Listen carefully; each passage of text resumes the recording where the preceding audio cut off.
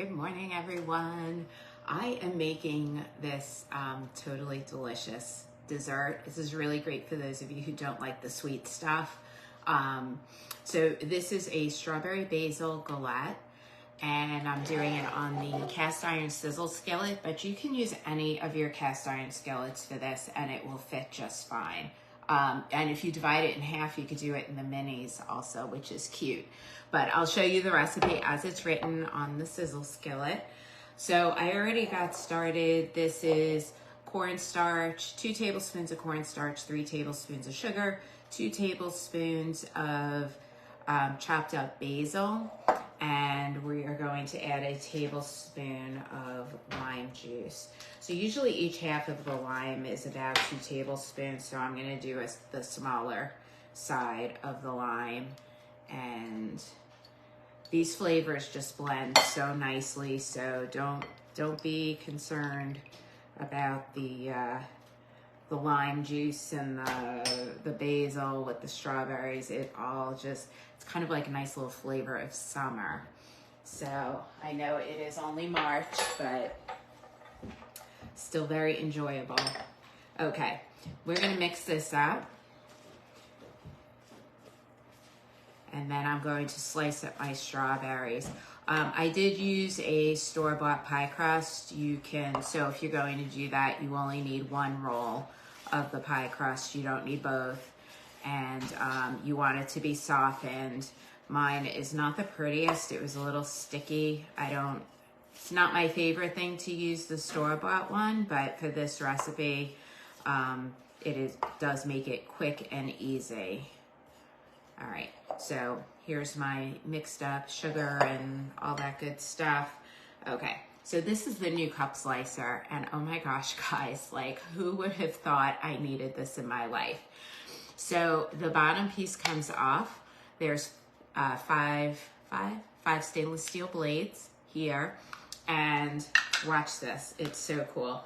My grandson could do this, okay? So you're going to just press down, and it slices all of your strawberries, your mushrooms, your olives, your banana, and it all lands in the cup. So you can sprinkle it on top of your strawberry shortcake. You can slice it all up for whatever fruit tart you're making. We have a new rainbow fruit tart recipe. This one was a little big. Let's just go the other way with that one. And for those pieces that are stuck in the bottom, you're just going to put the base on at the end. Okay, so don't worry about those extra pieces. How cool is this? I use this for grapes for my grandson because he's too little to eat the grapes whole. And it sliced them really nice. Like I was afraid it was going to smash them, but it just sliced them into like 3 or 4 pieces. Grape tomatoes, cherry tomatoes. Who's like me and does not like the squirt factor in their salad when putting grape tomatoes in there, right? I would much rather have my tomatoes cut. And then for this one that's stuck, you're just gonna put the base back on, and that pushes everything through. Okay, how cool is that? This goes in the dishwasher, unless you are the dishwasher, and then you will have to wash it by hand. But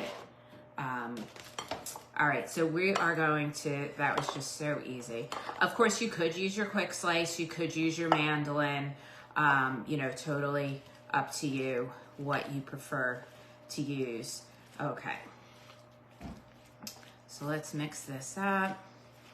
And you want it to be like kind of syrupy, so you may need to let this sit for a couple of minutes so that the juice and the sugar and the lime juice and all those nice flavors blend. By the way, my oven is preheating to 425 degrees right now.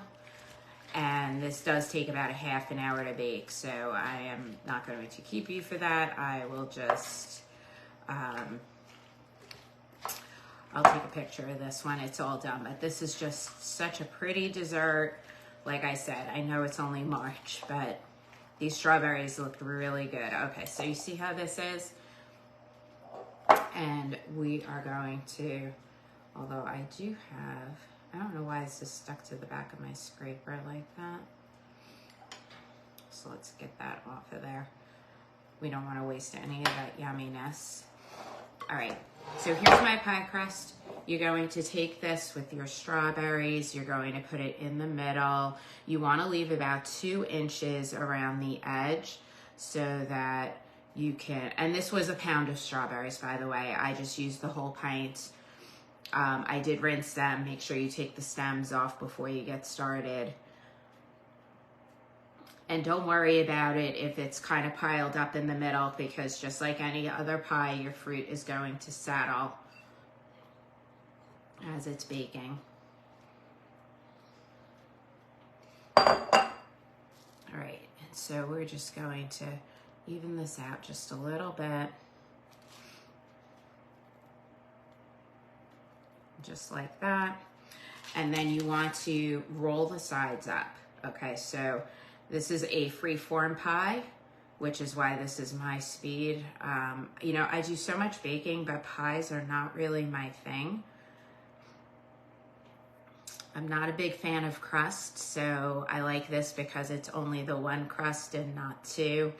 And it's just enough to hold all your fruit in.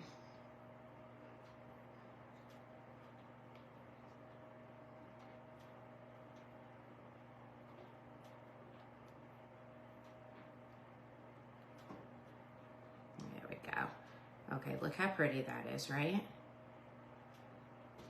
All right. Oh my gosh, I can't wait to eat this later. This just looks so yummy already, and it didn't even bake yet. And then that crust is going to hold all your juices in. And then the last thing you're going to do, if you want to, is you're just going to drizzle a little bit of butter. The recipe calls for 2 to 3 tablespoons. I am just doing 1. This is more than enough for me. But you know, you can add the full 2 to 3 tablespoons if you want. Also, you can do an egg wash on this crust, but at the price of eggs right now, I'm not doing an egg wash. So you could do the egg wash and then sprinkle a little bit of coarse sugar around, and then it looks really, really pretty. I'm just gonna leave it as is. So let me pop this in the oven. I'll take a picture when it's all finished. Thank you so much for watching. And if you want the recipe, let me know and I'll post it below. Have an amazing day. Bye-bye.